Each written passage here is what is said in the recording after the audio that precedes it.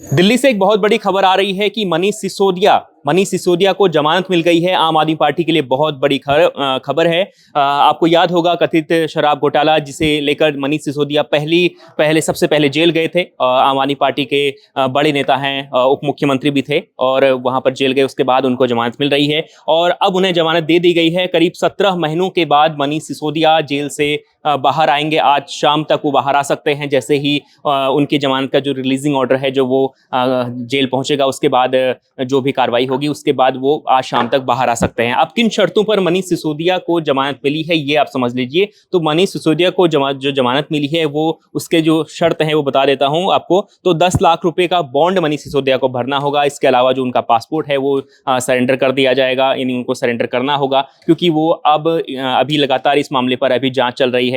तो इस मामले पर अभी वो विदेश की यात्रा नहीं कर सकते हैं या विदेश नहीं जा सकते हैं। और इसके अलावा जो गवाह हैं उनको प्रभावित नहीं करने का निर्देश दिया है। वो प्रभावित नहीं कर सकते, इस प्रकार के निर्देश सुप्रीम कोर्ट ने दिए हैं। तो ये बड़ी खबर है मनीष सिसोदिया के लिए, उनके समर्थकों के लिए और आम आदमी पार्टी के लिए। मनीष सिसोदिया अब जेल से बाहर आज शाम तक आ जाएंगे, क्योंकि सबसे पहले वो उनको हिरासत में लिया गया था इस केस में।